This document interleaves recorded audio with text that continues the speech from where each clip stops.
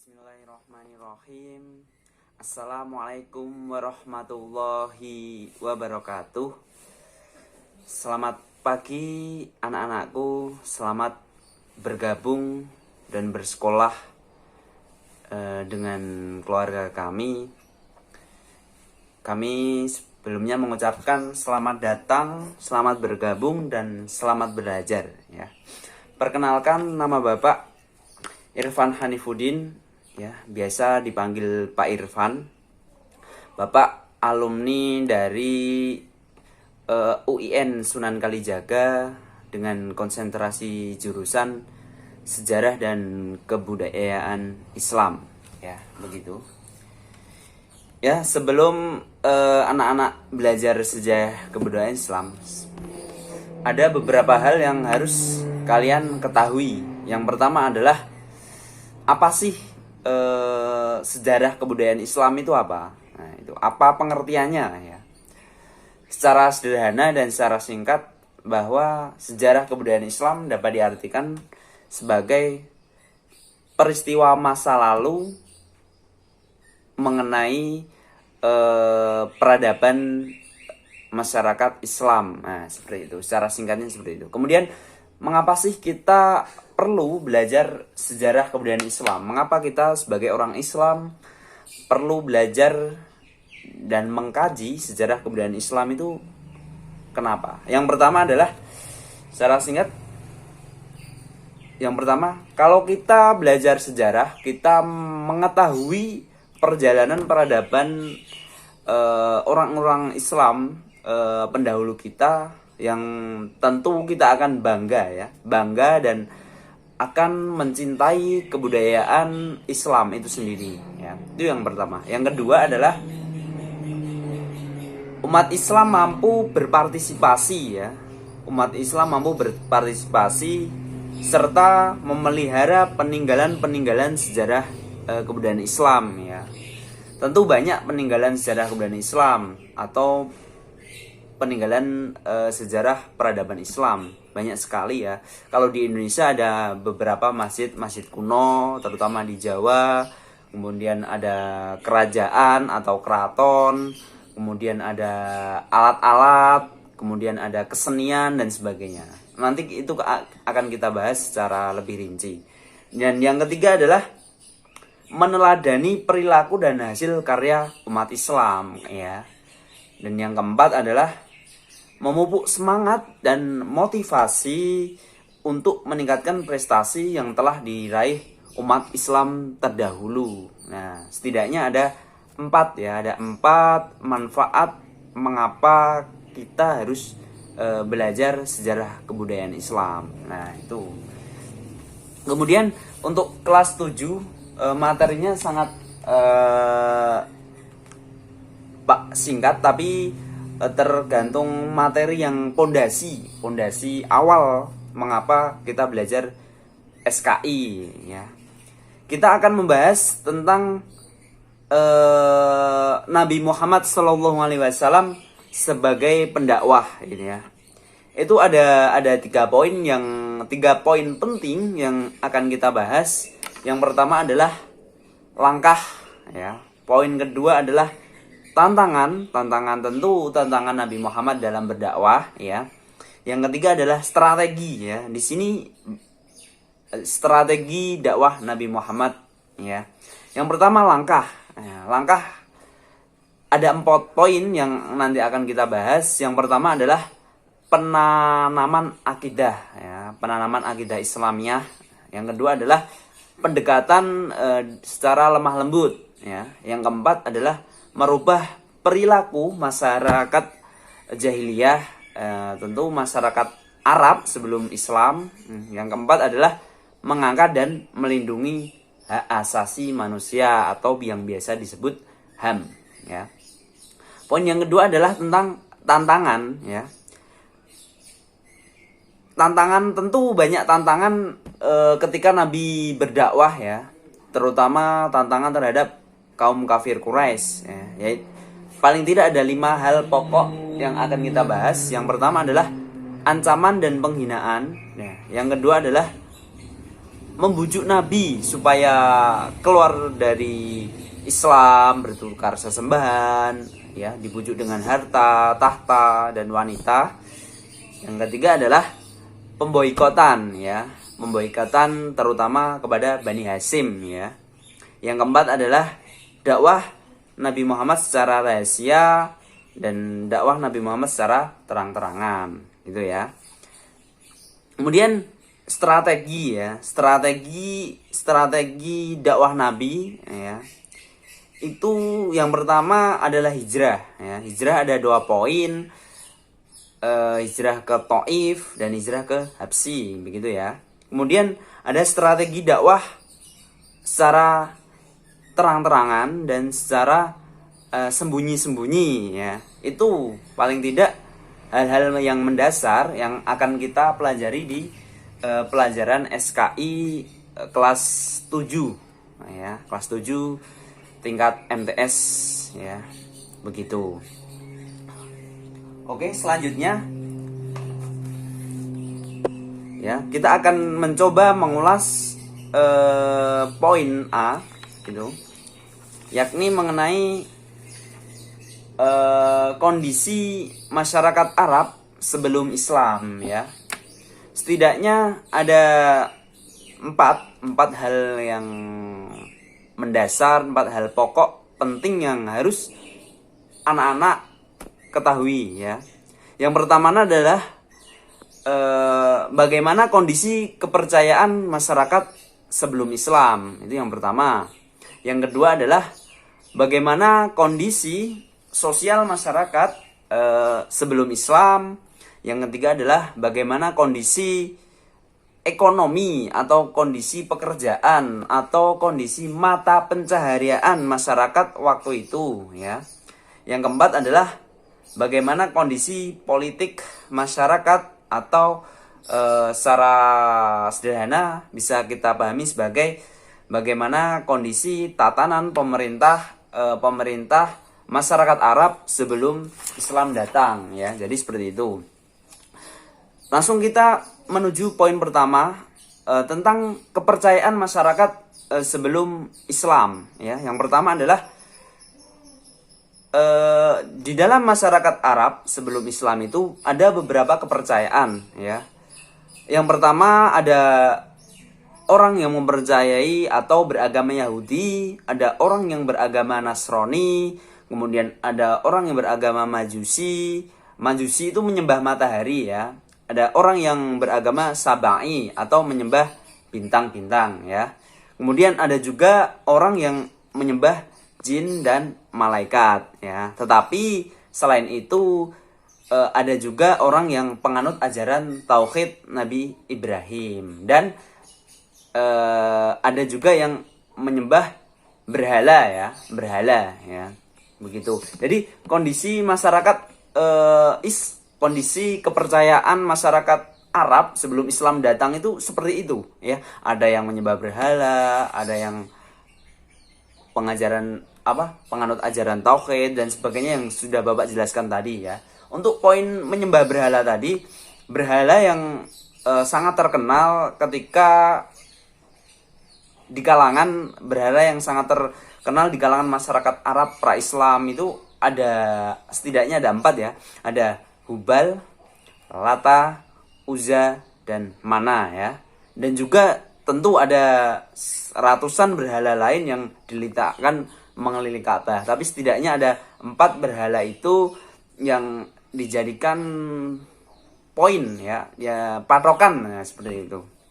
Kemudian yang kedua adalah kita berbicara mengenai kondisi sosial masyarakat Arab sebelum Islam. Nah, jadi kondisi sosial itu sederhananya adalah kondisi masyarakat pada umumnya, ya. Kalau di Indonesia misalnya kondisi sosial masyarakatnya adalah berbudaya tinggi, suka gotong royong dan sebagainya. Nah, kalau di Arab ini adalah kondisi masyarakatnya yang pertama adalah bersuku-suku, ya.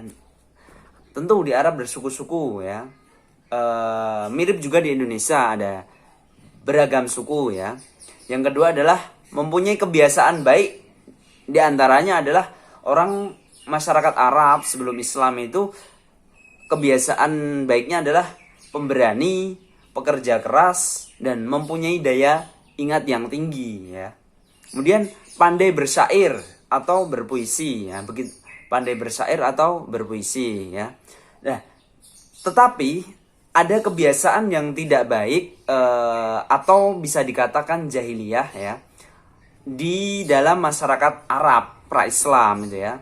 Yang pertama adalah kebiasaan meminum khamr ya, atau minum-minuman keras. Kemudian ada tradisi mengubur bayi perempuan ya. Kemudian berzina, kemudian ada yang merampok, perbudakan dan sebagainya ya. Yang ketiga adalah kondisi ekonomi masyarakat. Iya, kondisi ekonomi sudah Bapak utarakan tadi bahwa kondisi ekonomi itu adalah mata pencaharian atau sederhananya sebagai pekerjaan masyarakat Arab ya sebelum Islam itu apa? Nah, ada yang berdagang, bertani, kemudian ada yang beternak, kemudian ada yang menjadi tukang gembala. Nah, setidaknya ada 4 pekerjaan penting ya di masyarakat Arab pra-Islam ya. Yang keempat adalah kondisi politik masyarakat atau tatanan pemerintah ya.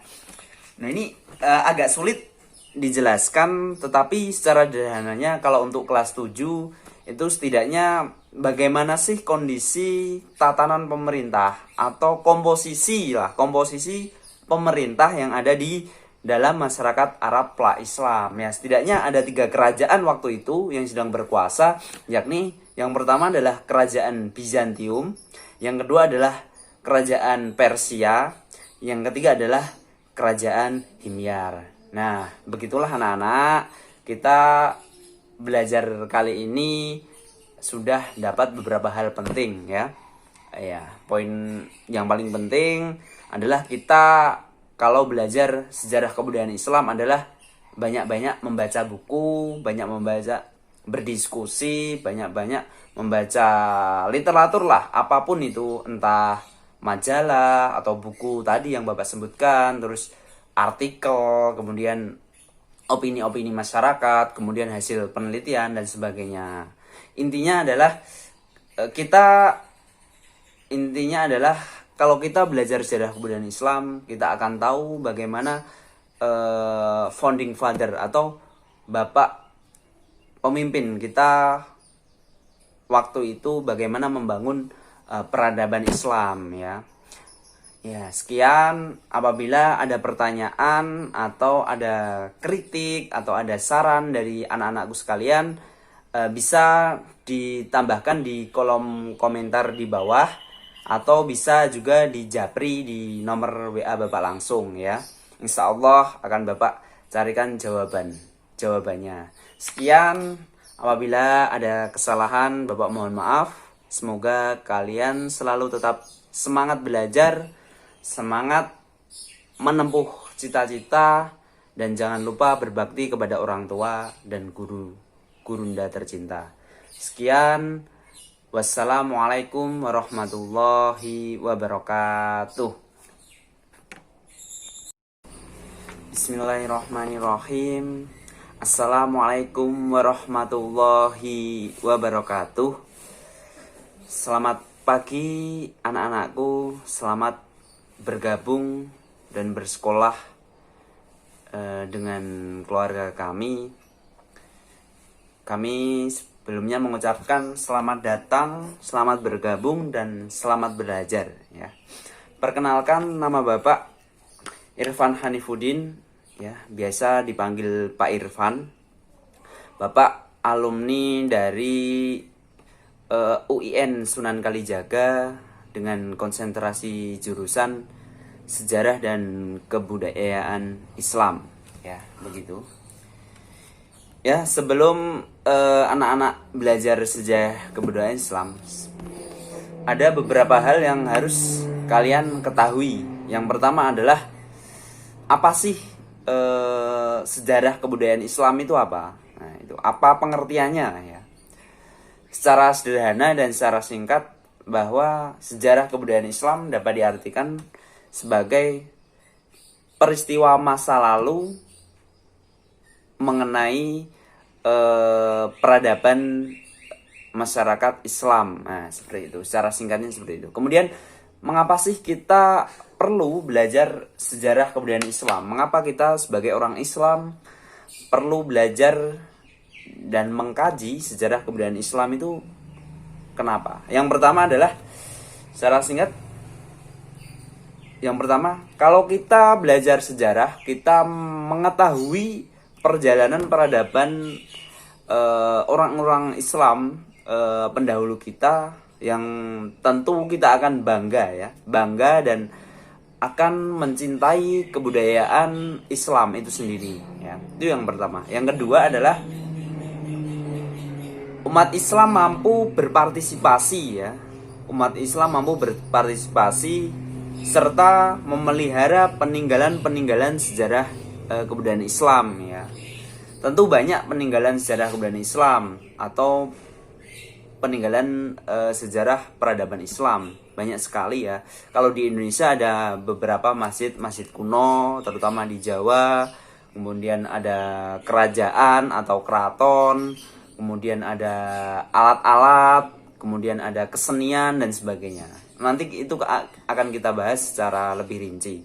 Dan yang ketiga adalah meneladani perilaku dan hasil karya umat Islam, ya. Dan yang keempat adalah memupuk semangat dan motivasi untuk meningkatkan prestasi yang telah diraih umat Islam terdahulu. Nah, setidaknya ada 4, ya. Ada 4 manfaat mengapa kita harus belajar sejarah kebudayaan Islam. Nah, itu. Kemudian untuk kelas 7 materinya sangat singkat, tapi tergantung materi yang pondasi awal mengapa kita belajar SKI, ya. Kita akan membahas tentang Nabi Muhammad SAW sebagai pendakwah, gitu, ya. Itu ada 3 poin penting yang akan kita bahas. Yang pertama adalah langkah, ya. Poin kedua adalah tantangan tentu tantangan Nabi Muhammad dalam berdakwah, ya. Yang ketiga adalah strategi, ya. Di sini strategi dakwah Nabi Muhammad, ya. Yang pertama langkah, ya. Langkah ada 4 poin yang nanti akan kita bahas. Yang pertama adalah penanaman akidah, ya. Penanaman akidah Islamiyah. Yang kedua adalah pendekatan secara lemah lembut, ya. Yang keempat adalah merubah perilaku masyarakat jahiliyah, tentu masyarakat Arab sebelum Islam. Yang keempat adalah mengangkat dan melindungi hak asasi manusia atau yang biasa disebut HAM, ya. Poin yang kedua adalah tentang tantangan, ya. Tantangan, tentu banyak tantangan ketika Nabi berdakwah, ya. Terutama tantangan terhadap kaum kafir Quraisy, ya. Paling tidak ada 5 hal pokok yang akan kita bahas. Yang pertama adalah ancaman dan penghinaan, ya. Yang kedua adalah membujuk Nabi supaya keluar dari Islam, bertukar sesembahan, ya, dibujuk dengan harta, tahta, dan wanita. Yang ketiga adalah pemboikotan, ya. Pemboikotan terutama kepada Bani Hasyim, ya. Yang keempat adalah dakwah Nabi Muhammad secara rahasia dan dakwah Nabi Muhammad secara terang-terangan, gitu, ya. Kemudian strategi, ya. Strategi dakwah Nabi, ya. Itu yang pertama adalah hijrah, ya. Hijrah ada 2 poin, hijrah ke Taif dan hijrah ke Habsyi, begitu, ya. Kemudian ada strategi dakwah secara terang-terangan dan secara sembunyi-sembunyi, ya. Itu paling tidak hal-hal yang mendasar yang akan kita pelajari di pelajaran SKI kelas 7, ya. Kelas 7 tingkat MTS, ya. Begitu. Oke, selanjutnya, ya, kita akan mencoba mengulas poin A, gitu. yakni mengenai kondisi masyarakat Arab sebelum Islam ya. Setidaknya ada empat hal yang mendasar, 4 hal pokok penting yang harus anak-anak ketahui ya. Yang pertama adalah bagaimana kondisi kepercayaan masyarakat sebelum Islam, itu yang pertama. Yang kedua adalah bagaimana kondisi sosial masyarakat sebelum Islam. Yang ketiga adalah bagaimana kondisi ekonomi atau kondisi pekerjaan atau kondisi mata pencaharian masyarakat waktu itu ya. Yang keempat adalah bagaimana kondisi politik masyarakat atau secara sederhana bisa kita pahami sebagai bagaimana kondisi tatanan pemerintah masyarakat Arab sebelum Islam datang ya. Jadi seperti itu. Langsung kita menuju poin pertama tentang kepercayaan masyarakat sebelum Islam ya. Yang pertama adalah di dalam masyarakat Arab sebelum Islam itu ada beberapa kepercayaan ya. Yang pertama ada orang yang mempercayai atau beragama Yahudi, ada orang yang beragama Nasrani, kemudian ada orang yang beragama Majusi. Majusi itu menyembah matahari ya. Ada orang yang beragama Sabai atau menyembah bintang-bintang ya. Kemudian ada juga orang yang menyembah jin dan malaikat ya. Tetapi selain itu ada juga orang yang penganut ajaran tauhid Nabi Ibrahim dan ada juga yang menyembah berhala ya. Begitu. Jadi kondisi masyarakat kondisi kepercayaan masyarakat Arab sebelum Islam datang itu seperti itu ya. Ada yang menyembah berhala, ada yang penganut ajaran tauhid dan sebagainya yang sudah Bapak jelaskan tadi ya. Untuk poin menyembah berhala tadi, berhala yang sangat terkenal ketika di kalangan berhala yang sangat terkenal di kalangan masyarakat Arab pra-Islam itu setidaknya ada 4 ya. Ada Hubal, Lata, Uzza, dan Mana ya. Dan juga tentu ada ratusan berhala lain yang diletakkan mengelilingi Ka'bah. Tapi setidaknya ada 4 berhala itu yang dijadikan poin ya patokan ya, seperti itu. Kemudian yang kedua adalah kita berbicara mengenai kondisi sosial masyarakat Arab sebelum Islam. Nah, jadi kondisi sosial itu sederhananya adalah kondisi masyarakat pada umumnya ya. Kalau di Indonesia misalnya kondisi sosial masyarakatnya adalah berbudaya tinggi, suka gotong royong dan sebagainya. Nah, kalau di Arab ini adalah kondisi masyarakatnya yang pertama adalah bersuku-suku ya. Tentu di Arab bersuku-suku ya. Mirip juga di Indonesia ada beragam suku ya. Yang kedua adalah mempunyai kebiasaan baik. Di antaranya adalah orang masyarakat Arab sebelum Islam itu kebiasaan baiknya adalah pemberani, pekerja keras, dan mempunyai daya ingat yang tinggi ya. Kemudian pandai bersyair atau berpuisi ya. Begitu, pandai bersyair atau berpuisi ya. Nah, tetapi ada kebiasaan yang tidak baik atau bisa dikatakan jahiliyah ya di dalam masyarakat Arab pra-Islam itu ya. Yang pertama adalah kebiasaan meminum khamr ya atau minum-minuman keras. Kemudian ada tradisi mengubur bayi perempuan ya. Kemudian berzina, kemudian ada yang merampok, perbudakan dan sebagainya ya. Yang ketiga adalah kondisi ekonomi masyarakat. Iya, kondisi ekonomi sudah Bapak utarakan tadi bahwa kondisi ekonomi itu adalah mata pencaharian atau sederhananya sebagai pekerjaan masyarakat Arab ya. Sebelum Islam itu apa? Nah, ada yang berdagang, bertani, kemudian ada yang beternak, kemudian ada yang menjadi tukang gembala. Nah, setidaknya ada 4 pekerjaan penting ya di masyarakat Arab pra-Islam. ya. Yang keempat adalah kondisi politik masyarakat atau tatanan pemerintah, ya. Nah, ini agak sulit dijelaskan, tetapi secara sederhananya kalau untuk kelas 7 itu setidaknya bagaimana sih kondisi tatanan pemerintah atau komposisi pemerintah yang ada di dalam masyarakat Arab pra-Islam, ya. Setidaknya ada 3 kerajaan waktu itu yang sedang berkuasa, yakni yang pertama adalah kerajaan Bizantium, yang kedua adalah kerajaan Persia, yang ketiga adalah kerajaan Himyar. Nah, begitulah anak-anak, kita belajar kali ini sudah dapat beberapa hal penting, ya.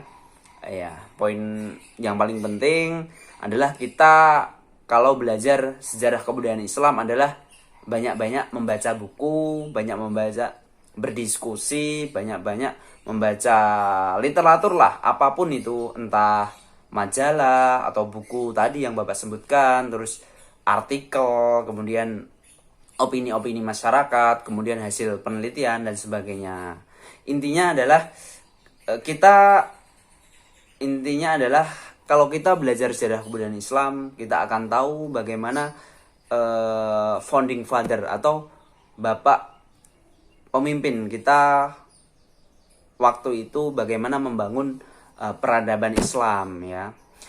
Ya, sekian. Apabila ada pertanyaan atau ada kritik atau ada saran dari anak-anakku sekalian, bisa ditambahkan di kolom komentar di bawah, atau bisa juga di japri di nomor WA Bapak langsung, ya.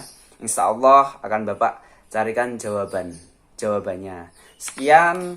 Apabila ada kesalahan, Bapak mohon maaf. Semoga kalian selalu tetap semangat belajar, semangat menempuh cita-cita, dan jangan lupa berbakti kepada orang tua dan gurunda tercinta. Sekian. Wassalamualaikum warahmatullahi wabarakatuh.